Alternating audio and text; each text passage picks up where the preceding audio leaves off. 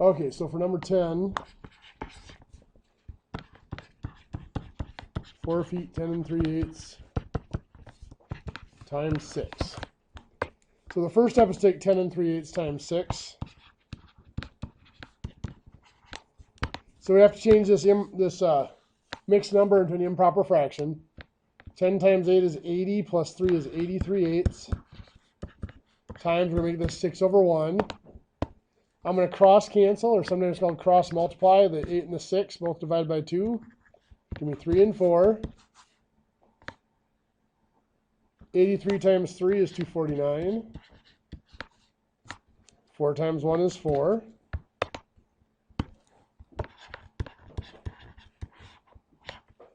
So now it's just a division and remainder. 4 does not go into 2, but it goes into 24 6 times. Nothing left over. Bring down the 9. 4 goes into 9 twice. That's 8. With 1 left over. So 62 1/4 inches. So 5 feet is 60 inches. So 60 from that leaves 2 1/4. So it's 2 1/4 inches. Carry the 5 feet. 6 times 4 is 24, plus 5 is 29. So the fractions got a little intense on that one. Number 11.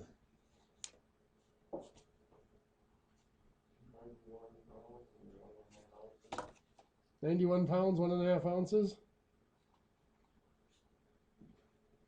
Want me to go over that one too? Okay.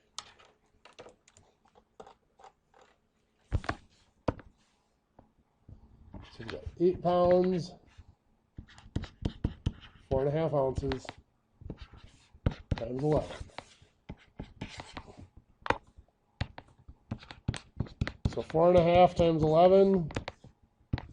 This is going to come 4 times 2 is 8, plus 1 is going to be 9 over 2, times 11 over 1.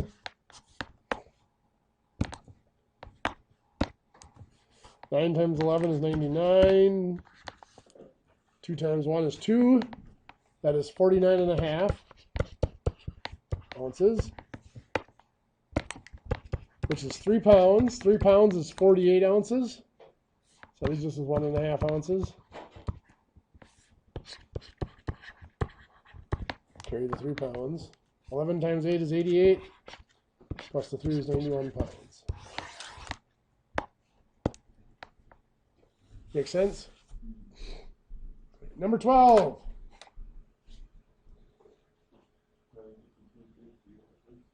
$152 feet, 3 inches. How'd you guys do on that one?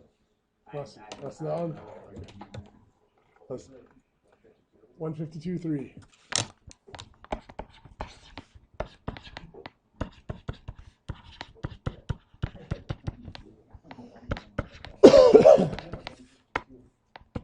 So you've got 12 times 1 1/4, or 8 1/4, I should say, or 8 1/4 times 12. 8 times 4 is 32, plus 1 is 33 over 4, times 12 over 1. 4 and 12 cross cancel, both divide by 4, giving me 1 and 3. 33 times 3 is 99. So we've got 99 inches. 12 times 8 would be 96. So that's 8 feet. Take out 96 inches, there's 3 inches left. So we keep the 3 inches, carry the 8 feet. 12 times 12 is 144. Plus 8 is 152.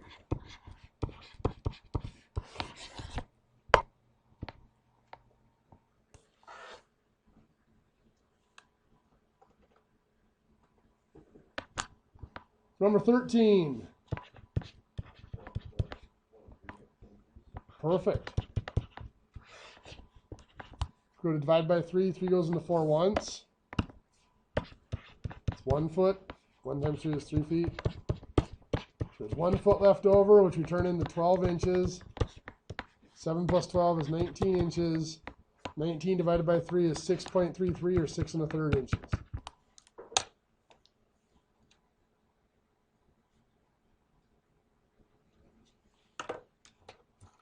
14. 18 pounds, 8 ounces, looks right.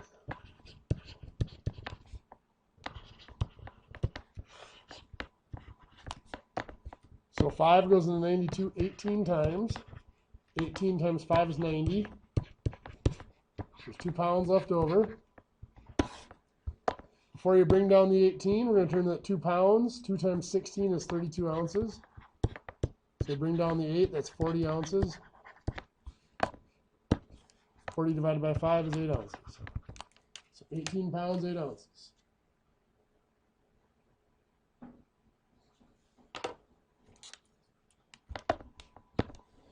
Number 15. 4 foot, 4.5. Sounds right.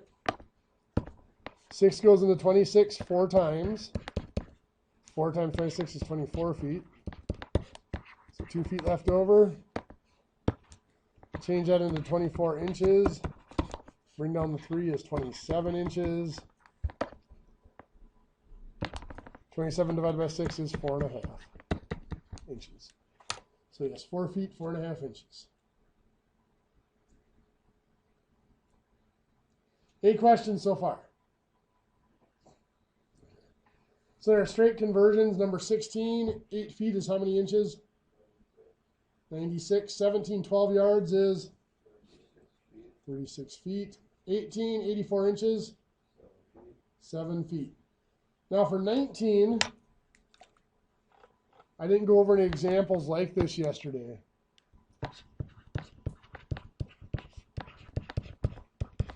What I was looking for there is this. Some people say, well, it's 14.75 feet, and then they convert the whole thing into inches. What I was looking for is this. 14 3/4 feet is 14 feet. Then the 3/4 feet is how many inches? 9 inches. So that's 14 feet, 9 inches is what I was looking for there. So then similar for number 20, 3 1/3 feet, that's 3 feet. 1/3 of a foot is how many inches? 4, good. And then 47 2/3 is 47 feet, 8 inches, good. Now then converting to a decimal to the nearest. 13.148 is 13 1/8, very good. So you've got the 13 inches, right? Take the 0.148, put it over 1. We're going to the nearest 8, so it's going to be times 8 over 8. 0.148 times 8 is 1.184. So that's between 1 and 2, so it's closer to 1. Okay. 0.475 inches. Half inch. 4/8 are a half inch. 24 is a little, I think 24 does work out. 16.092 inches is 16 1/8.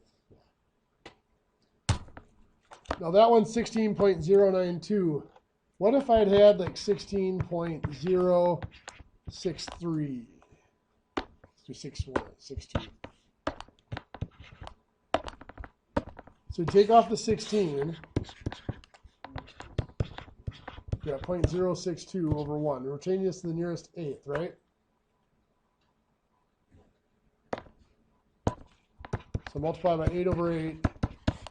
This is 0.492 on top over 8, right?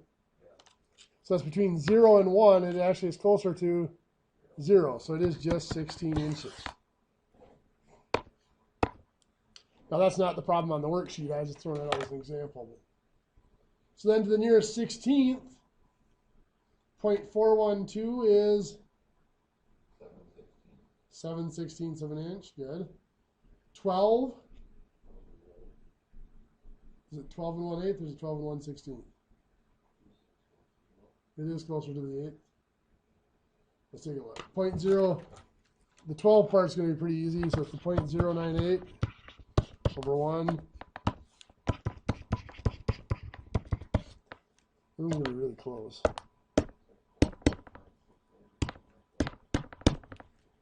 Yep, 1.568. So just barely more than half.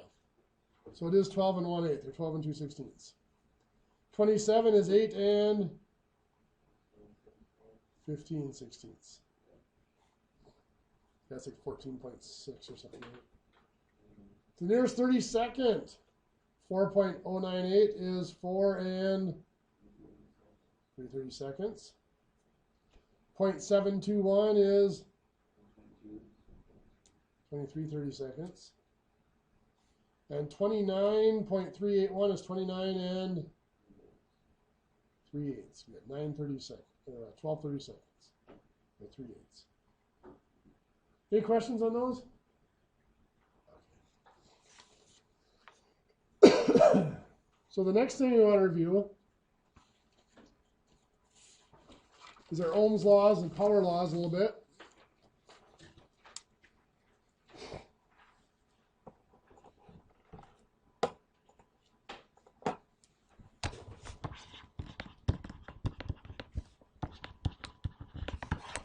Ohm's law, let's see, which version are you guys using? Are you guys using V equals IR, or are you guys using E equals IR?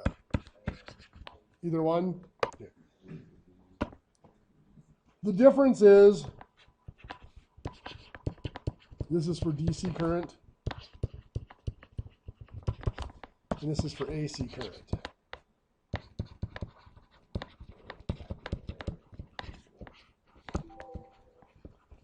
Well, this one here can be used for either one, but when it comes to voltage, the only true voltage is really direct current.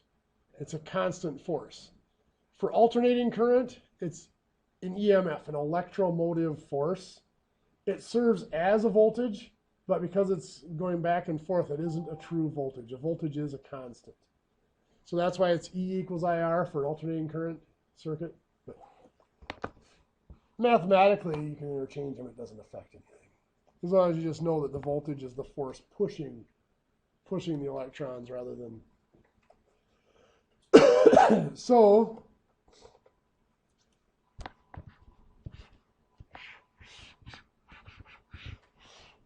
for a simple circuit diagram, you have a 24-volt source, and we have a 3-ohm load. We're just going to use that formula to find our current. You got it. 24 equals I times 3, you divide by 3. Now, if you guys use the power wheel, so you got all the formulas sitting out there, I tend not to use that just because I don't like memorizing extra formulas. But, yeah, it's the same thing. You just have a little bit of algebra to rearrange the formula is all you need to do.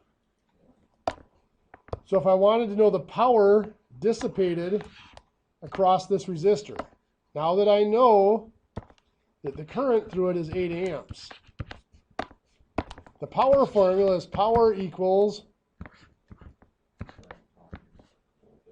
current times voltage. So P equals IV or P equals IE, depending on how you want to do it. So for this circuit, the power dissipated across that resistor is 8 amps is the current times, well, how much voltage has to be dissipated? All of it, right? We have 24 volts produced. We've got to use up 24 volts. So 8 times 24, which is going to give us 256 watts. Does that make sense? Is that right? That's not right, is it? 192, thank you. 192 watts, that looks better. So for a simple circuit like that, it's not too tough. It's when we throw in series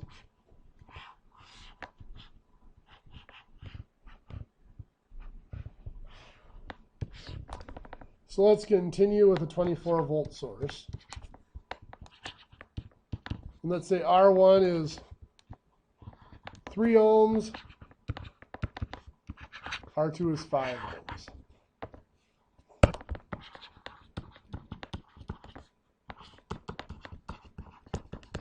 before we get into anything, series circuit, there are two rules. One rule for current, one rule for voltage. Which one stays constant in a series circuit? The current.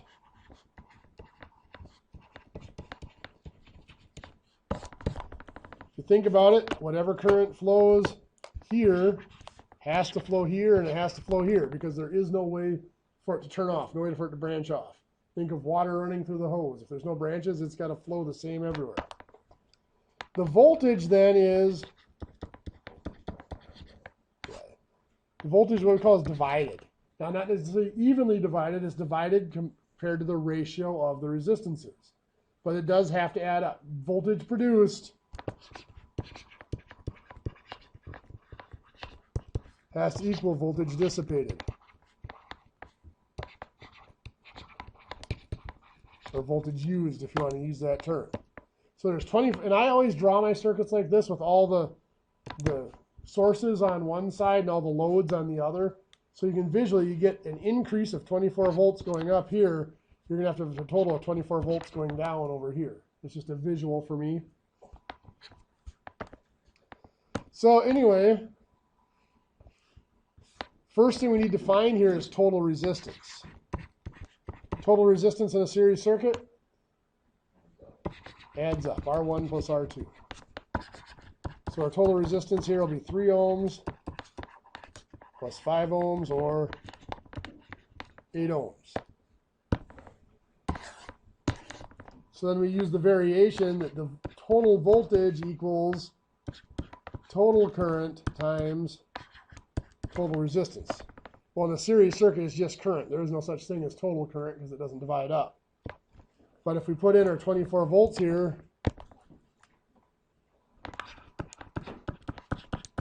and our 8 ohms, of course, I has to be 3 amps. And of course, that's 3 amps everywhere we look. So then we can find our voltage drop across each resistor. Again, voltage equals current times resistance. If we have 3 amps across 3 ohms, what's the voltage? 3 amps across 3 ohms. 3 times 3 is 9. If I have 3 amps across 5 ohms, 15 volts. 3 times 5 has to be 15. 9 plus 15 does add up to 24.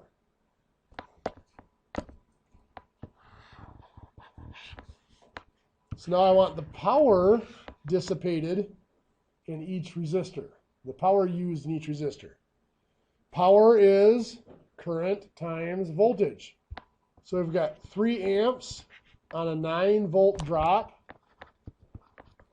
Gives us 27 watts of power used on that resistor. Here we have 3 amps on a 15 volt drop. 45 watts of power. Total power used has to equal total power produced. 24 volts, 3 amps, total current is 72 watts. And that does add up. 27 plus 45 is 72. This all looking familiar, I hope? Okay. Where students struggle a little bit is when you get parallel circuits.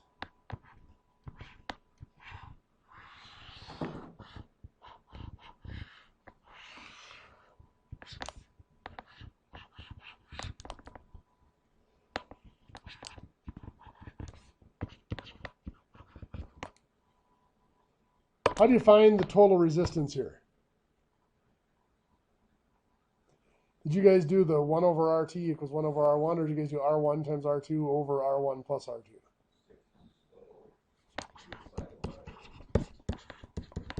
Okay. So it's the R1 times R2 over R1 plus R2 is what you guys used? That's what I use. I don't know what they do. Okay. We use the Okay, the 1 over RT. Yeah. Okay. Yeah, so 6 times 12 is 72. 6 plus 12 is 18. That divides out to be 4. ohms total resistance. This formula, by the way, only works if you have only 2 resistors. Now you can use it for more, you just have to do them 2 at a time.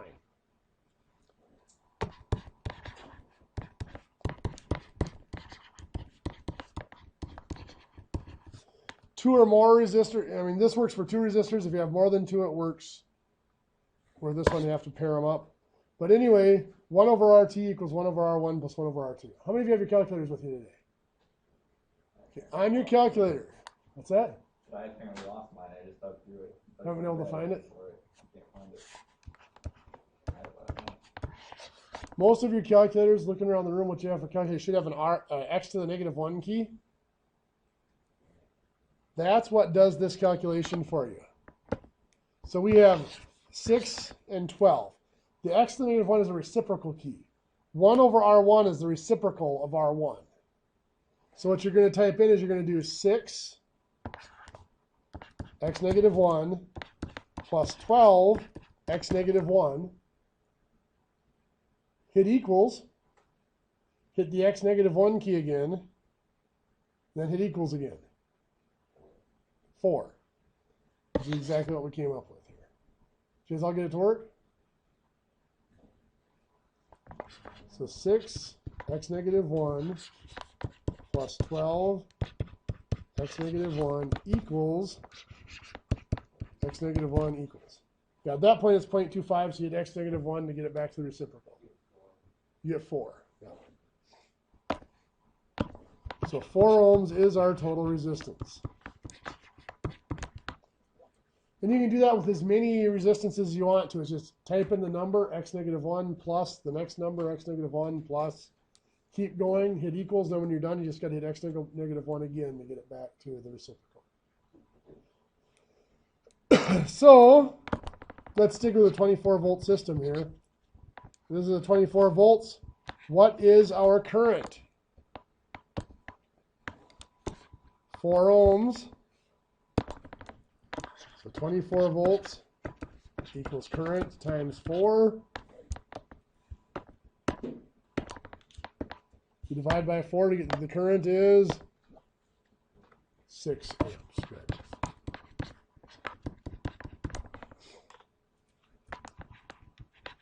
So that is the total current here. In a parallel circuit like this,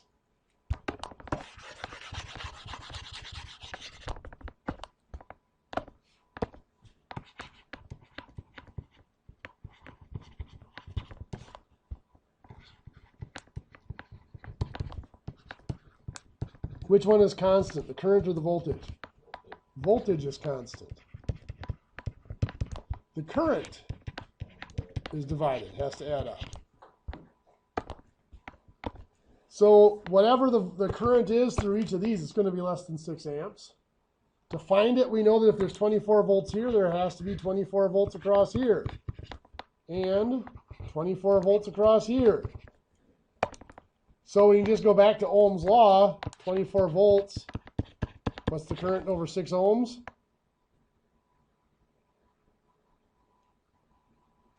Divide by 6, it has to be 4 amps, right? Here, 24 volts. What's the current across 12 ohms? Divided by 12 gives you 2 amps. And yes, 4 amps and 2 amps does add up to our total of 6. Power produced, let's do that first. We've got 24 volts times 6 amps for power. I should do 6 amps times 24. Is 144 watts produced. Here we've got 4 amps and 24 volts is 96 watts. Here we got 2 amps and 24 volts is 48 watts. That does add up to the 144 watts produced. Make sense? So let's have a little fun with it.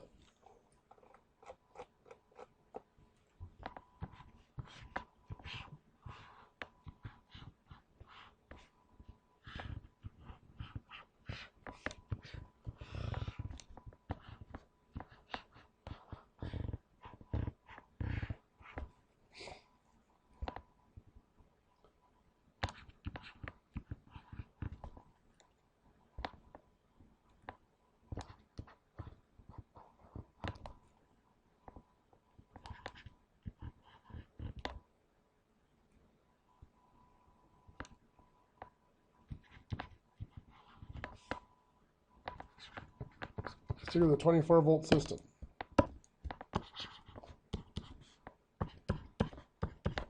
Find the total resistance and the total current for me quick.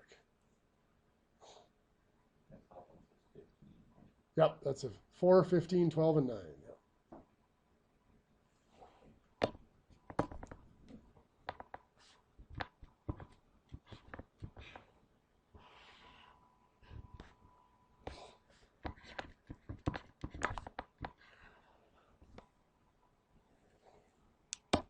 To me, it's easier to rearrange these, like I said, with all the resistances, all the loads going down the right side. So if I'm starting off from the source here, first thing I hit is the 4 ohms. That's on its own. Then I split up here, so I'm going to put a splitter here. On this side, I have 12 ohms all by itself.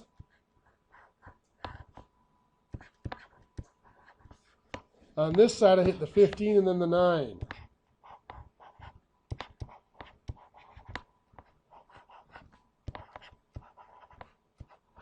Then it comes back together, goes back to my source. To me, this makes more sense when I look at it this way. So the first thing you always look for is resistances in series. And I have this one right here. The 15 and 9 I can combine to make a 24 ohm. There's nothing else that's in series here until I combine my two that are in parallel. So I've got my 12 and my 24 ohm.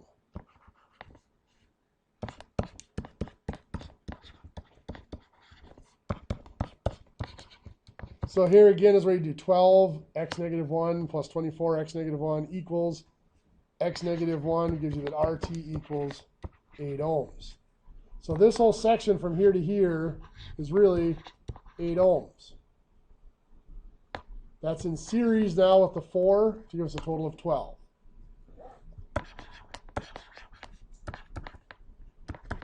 I should have put R equivalent here instead of R total because it's not the total resistance for the whole series. It's just the equivalent for that parallel section. Total for the whole circuit is 12 ohms. So I'm going to erase my little equivalent resistances here. Because once we've found the total equivalent resistance, we're finding our current and we're working from there. So our current, as you said, 24 volts over 12 ohms, I has to be 2 amps. So if we're going to analyze this circuit and break it down, we have to look for other spots that must have the 2 amps. Where are other spots that must have 2 amps? The 4 ohms must have the 2 amps. The rest of them, it's going to get split right here, so we don't know how much is going to be there. So we have to now turn to the voltage. We know the voltage drop across this resistor now because we have the current and the resistance. What's the voltage drop going to be? 8 volts. 2 amps times 4 ohms is 8 volts. Perfect, which means across here, 24 minus 8, that's to be 16 volts. So now we have 16 volts from here to here. We know that that full 16 volts has to go across the 12 ohms. So 16 volts over 12 ohms, that comes out to be 1 1/3 amp, right?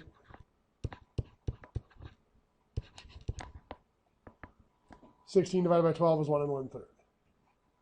Which means how many amps have to go here? Yeah, 2 amps minus 1 1/3 is 2/3 of an amp. So this has to be 2/3 of an amp. So now we've got to double check. I need to make sure that we know there's 16 volts drop across here. There has to be 16 volts drop across the other side. 2/3 times 15 is 10 volts. 2/3 times 9 is 6 volts. We do get 16 volt drop.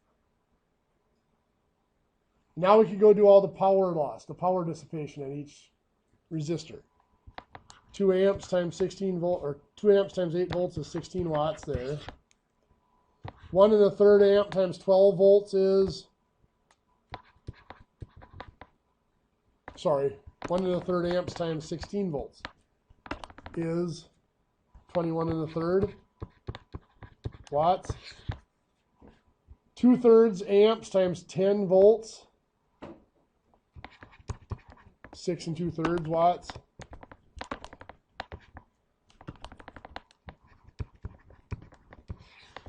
And 2/3 amps times 6 volts is 4 watts. So if I look at my total power lost or dissipated, I got 16 plus 4 is 20. 26 2/3. 48 that adds up to. 24 times 2 is 48 watts produced. So it does add up. Does that all make sense? Hopefully I'll review. Okay. So for tomorrow, we are looking at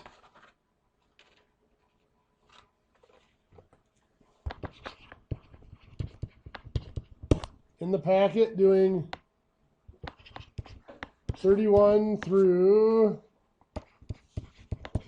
47, and is there another page on the back of the packet? Is there a third page? Okay, but is there a page after the Transformers, or is that the end of the packet? Okay, we'll settle for that for now. I've got another worksheet. I'll give you that worksheet later. We've done enough for one day. I'll give you that worksheet on Thursday once we get done with, because we'll be combined with Woods on Thursday.